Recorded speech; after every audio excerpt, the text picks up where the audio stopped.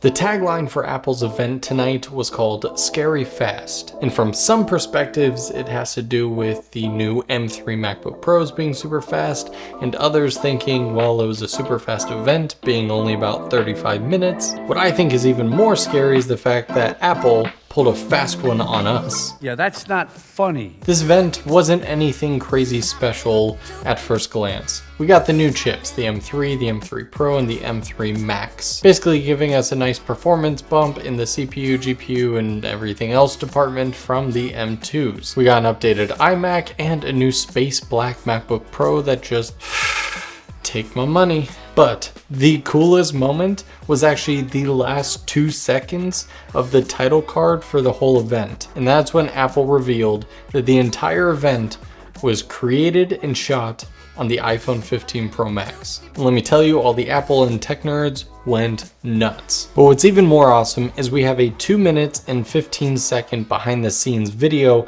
that was temporarily released and then went unlisted, and then people started posting the unlisted link, and then since has gone private at the time of this recording, with an amazing behind the scenes video created by Apple showcasing how this entire event was made. I was able to find a download link that someone posted.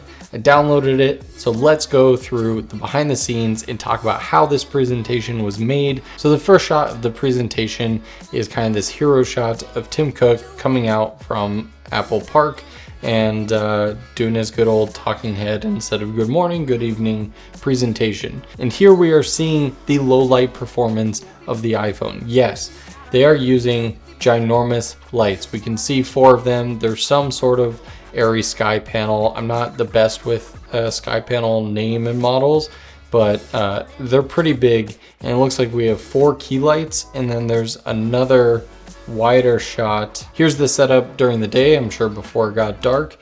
We can also see a top-down light. So clearly they had a lot of light, which is good because that is going to make a camera that doesn't perform amazing in low light look even better. Also, while we're talking about filming on the iPhone, I just want to point out that this week I'm finishing uploading the rest of the videos for my iPhone filmmaking course. It's currently still just under 20 bucks as I've been working on completing it, and so this will be the last week that you can get it at the cheapest price it'll ever be. Honestly, seeing Apple push the iPhone to its limits makes me even more excited about the guide that I've put together to help all of you push yourself utilizing your phone to create the best images possible, whether it's for professional work or just getting much better videos of your family and friends. If you want to learn more about the guide, you can check it out in the link in the description below. And we can see that they're still using a full-size techno crane to do this type of shooting. Here you have another shot with the techno crane and the crazy gimbal head, and we get our first glimpse into, shout out Beast Grip, big supporter of this channel. Clearly this is their new Beast Cage for iPhone 15, which isn't even released to the public yet. I know this because it's the same exact look, and here is the iPhone 14 version. And it makes sense why they use this over other cages, because I'm just gonna be honest, these things are absolute tanks. It's not an everyday carry sort of situation, but neither are these setups. Again, we have Techno Crane here, and you can see kind of the back of the camera setup a little bit, because it is not just the phone chilling by itself. It's kind of got this whole rig behind it. We can see that the USB-C port is plugged in, and they talk about it later in the video, the amazing ability to shoot to an SSD. So they're clearly shooting onto an SSD instead of internal. We can also see an Anton Bauer battery in the back here, and that I'm guessing is powering the phone. We can also see some antennas, and they talk about with the phone being able to view it on multiple monitors.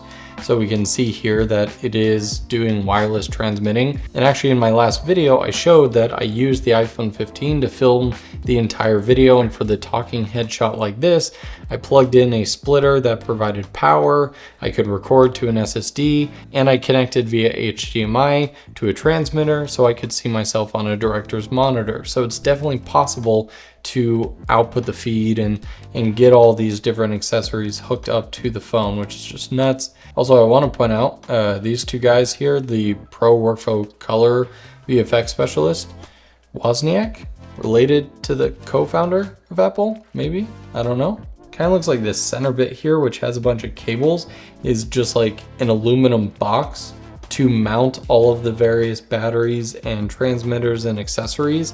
Probably because this gimbal and technocrane, all this big heavy stuff is used to camera rigs that are like 30 to 50 pounds. And so the iPhone by itself is probably way too light. So they probably just had to add a bunch of weight to it so it would balance properly.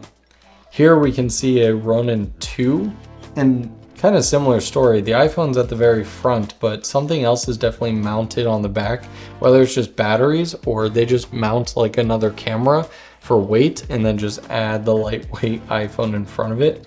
Again, we have the Ronin 2 on a 𝗬𝗪. Also, it's funny just seeing how many people are behind the scenes in these things. Like, all we see is just Tim talking, and a lot of you may think like, oh, there's a couple cameramen, maybe a light guy. Like, no, there's like 50 people just chilling around, and everyone is making sure that this shot looks perfect. Now, in the fine print at the end of the thing, it also mentioned that all the drone shots were iPhone 15 Pro Max, which a lot of people were stoked about as well. And we do see a glimpse of the drone. As I was looking for that, here's a better shot of the gimbal setup with all the weight. So it does look like kind of cheese plates that are mounted together, which has all the accessories. And we can see kind of an SDI splitter. That's what's going to go and transmit all the video feeds. We can also see a what's called tentacle sync for time code, because I'm sure they had a bunch of the phones filming.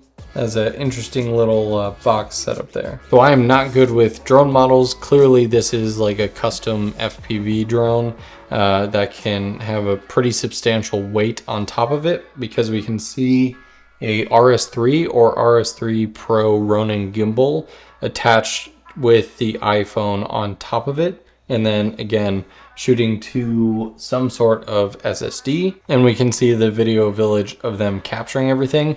And they're using the Blackmagic camera app for everything, which we've made a lot of content about that on this channel as well. It's just, I mean, it's a free app. It is by far, in my opinion, pretty much the best filmmaking app currently.